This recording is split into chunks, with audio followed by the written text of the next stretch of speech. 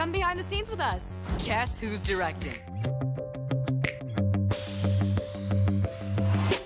We had a ton of fun watching Jessie on Disney Channel, just maybe not as much as the cast had making it. There were a ton of laughs and more than a few pranks going on behind the scenes. We'll reveal who was the ultimate prankster and which cast member was the most uncooperative. Wow, this set is amazing. These rocks look so real. Ow! We loved seeing the characters on Jessie have so much fun together in each new episode, but the laughs didn't always stop when the cameras did. According to Peyton List, the cast members were all incredibly close and spent a lot of time getting to know each other, maybe even a little bit too well in one case. One of their favorite games was to do impressions of each other, and Peyton claims that they got way too good at it since they were so used to each other's mannerisms and ways of speaking. One healthy breakfast coming up. Debby Ryan may have been one of the older actors on set, but that doesn't mean she didn't do her share of goofing around. According to her co-stars Cameron Boyce and Karan Brar, we shouldn't be fooled by Debbie's innocent face, because backstage, this gal was the ultimate prankster and loved to play jokes on everyone. But Cameron said he managed to fool her once by attaching a fake spider to a stick and placing it on her leg. Although Debbie may have started the prank war, Cameron and Karan had no problem keeping it going. She was pranking all of us. I mean, all of us. And then we're literally like, we're gonna get you back. Characters on Jessie spent a lot of time in Central Park, and apparently this particular set piece is popular behind the scenes as well. Cameron Boyce pointed out that filming on location would be impossible due to the amount of people who visit the park, so they recreated it on set. Instead of a green screen, they used giant photos taken of Central Park as a backdrop, but all of the playground equipment was very real.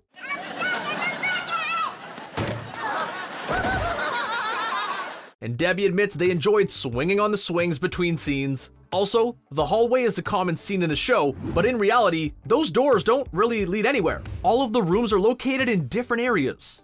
Being a part of the Ross household can be a little challenging at times.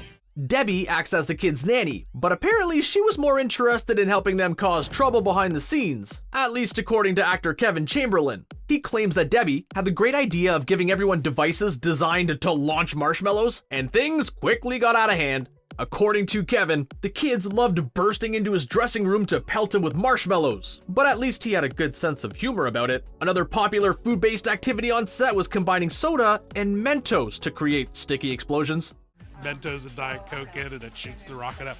So we've had a lot of fun out on the lot here. These pranks were all in good fun, but there was one member of the Jessie cast who was notoriously difficult to work with, Mr. or should we say Mrs. Kipling. Meet Frank, a 65-pound Asian monitor lizard. According to his trainer, Jules Sylvester, he's basically a crocodile with lips, and he's not the most cooperative creature in the world. According to Karan Brar, Frank tends to do whatever he wants at all times. When we met Mrs. Kipling, or Frank, he was actually really mellow. Which is usually the opposite of what the scene calls for. For scenes, a puppet is used instead, for the safety of the actors and to show the lizard doing something they won't do on their own. But originally, Mrs. Kipling wasn't going to be a lizard at all, but rather a capybara. And they actually call him Mrs. Kipling, but he's not a Mrs. Kipling. But we're not going to go there, right? The cast of Jessie had a lot of fun spending time with each other, and they also got to interact with some other Disney Channel stars. According to Skai Jackson, they shared space with the cast of Lab Rats, but the other show's cast had some things they didn't, namely a slushie machine and a popcorn machine. Skai says they would frequently sneak over for slushies and snacks that they couldn't get on their own set. Hey, I'm 8. On me, it's cute. Cameron Boyce was such a popular actor that it's easy to forget that there was a time when he was just starting out. In fact, he said he was positively starstruck when Debby Ryan herself called him to tell him that he'd gotten a part on Jessie. At first, he wasn't sure if it was really her, and then he was convinced that she was pulling a prank on him. He said that the first time they met, she picked him up and twirled him around to welcome him to the set. Interestingly enough, his Descendants co-star Dove Cameron admits the first time she met Cameron, she also felt compelled to wrap her arms around him. Apparently, Cameron is just a really huggable guy. So, this thing will make me say what I really feel to Jane. Looking at Josie Totah now, you might not recognize her as the star that played Stuart Wooten. Her time on Jessie was before her transition, and it was difficult feeling like she couldn't really be herself on set. Josie claims that she knew she was a girl from an early age, but it took her a while to realize what that meant. Although she loved spending time with her Jessie co-stars, she admits that she prefers being able to take on roles that represent who she really is. Looks like someone does have it in for you. I just got the most interesting anonymous tip. What are you talking about? The cast of Jessie looks so cute together that it's hard to imagine any of them fighting, so it's no surprise fans were stunned to hear Debby and Skai were embroiled in a bitter feud. There were rumors Skai had a secret Twitter account to talk about Debby, who refused to comment directly on allegations of negativity between them. Online trolls even tried to make it look like Skai had answered angrily when asked about her relationship with Debby, but Skai clarified that she's got nothing but love for her former co-star. But since Jessie's dad isn't here, it's my job to protect her. You know what boys are like. This show had a great cast, as well as some notable guest stars. But according to Karan Brar, he wished they would have had an episode with his celebrity crush, Hunger Games actress Jennifer Lawrence. We're getting married, by the way. She doesn't know it, but you know. But even though she's no Jennifer Lawrence, he was excited to meet former First Lady Michelle Obama, and admitted that he was more nervous around her than her husband. Peyton List was also over-the-top excited about getting to meet Michelle Obama, describing it as a dream come true. Mrs. Obama also had a good time on the show and paid tribute to Cameron after his passing, remembering him as having an incredible talent and an incredible heart. You see, both the president and I know how much children do for our country. Having your first kiss on camera is awkward, but even the idea of smooching on screen was enough to scare Peyton List. Apparently, she saw Emma's first kiss on a list of possible plot points, and it caused her to panic about the idea of doing so in front of all of her cast members. Sometimes, feeling like family with your coworkers is a good thing, but not when you have to do a potentially embarrassing scene in front of them. Get a point. Oh my gosh, this is awesome. Karan Brar fell in love with acting right away, but getting the right accent for Jessie definitely took some practice.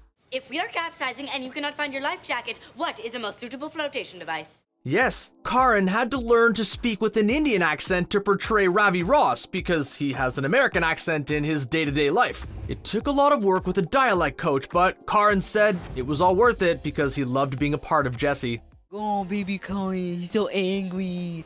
And they'll kind of make fun of me for it. Even if you're a major fan of the show, there's some footage you might not have seen. This family-friendly show actually had a major controversy at some point surrounding the episode Quitting Cold Koala. Originally, the episode was going to have some jokes poking fun at Stuart's sensitivity to gluten. Is this pancake gluten-free? It's glue-free. Is that close enough? But many parents were upset about it. Disney ended up having to apologize and edit the episode to remove the offending content. Apparently, the company didn't realize that the public doesn't support intolerance of gluten intolerance. Stuart has a few minor dietary requirements. It's just a short 5-page list.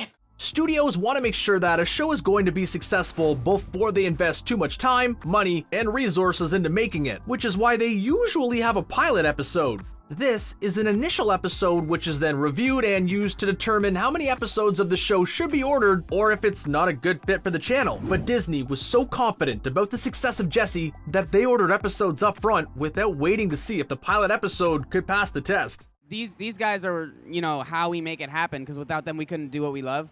But this doesn't mean there were not some revisions from the original Jessie lineup. Earlier, we told you that Mrs. Kipling was nearly a capybara, but she was also going to be owned by a character named Javier, a bilingual boy from South America. But Javier ended up being changed to Ravi when the casting director discovered Karan Brar and just had to have him on the show. Christina Ross was going to be a photographer named Pandora with a much bigger role. Emma was going to be named Annabelle, and Luke was going to be a boy from Korea named Hyro. And then brag to her friends about how far she spit you. During a Zoom reunion, the Jessie cast shared some touching memories about their late co-star Cameron Boyce. Debby claims that Cameron was there to comfort her while her mom was going through chemotherapy treatments, and that he seemed to sense something was bothering her on set. Peyton and Kevin remember Cameron as a fantastic dancer who was always showing off his moves behind the scenes and getting people to laugh. While Cameron had been starstruck about meeting Debby, Skai said that she was excited to work with him after seeing him on Dancing with the Stars. Let me guess. Ladies' man. In the beginning, Emma's outfits were born out of a collaboration between the costume department and Peyton's own closet. Many of Emma's accessories and clothes in the first season were actually Peyton's, but before long, their styles were pretty much in sync. According to Peyton, the cast had the opportunity to purchase items from their wardrobe at the end of each season, and she always took full advantage of getting first dibs at Emma's clothes. But she admits the one major difference in their looks is that Peyton loves to wear high heels. And so we get first dibs on everything, so I'm probably going to be trying to get first dibs on all of Emma's wardrobe. Debbie wasn't just the star of Jessie, she was also the reason the show existed. Creator Pamela Eels O'Connell loved her on The Sweet Life on Deck so much that she based a new show around her. Not only did it give Debbie a chance to keep working with Disney, but she also had the opportunity to become the youngest director on the channel, and Pamela had plenty of experience working on sitcoms involving nannies since she had worked on both Charles in Charge and The Nanny during her career. She knew Debbie had the skills and had the smarts, and together, they could create something truly special. When I'm directing Jessie, I feel like I'm firing on all cylinders. Ready. When Jessie ended, many fans were upset and wondered what had gone wrong behind the scenes. But according to Debbie, there's no great mystery here. The show just ended because it ran its course. A little anticlimactic, but at least the show had a good run. Jessie! Surprise! We came to wish you luck. Although if you miss me, I can stay.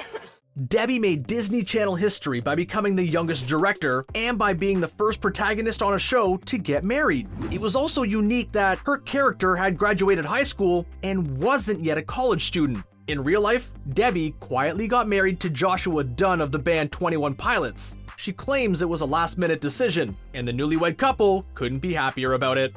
What do you think of the fact that Debby Ryan played a new character instead of continuing her role of Bailey on The Sweet Life on Deck? Do you think 4 seasons was enough, or do you miss seeing Jessie on TV?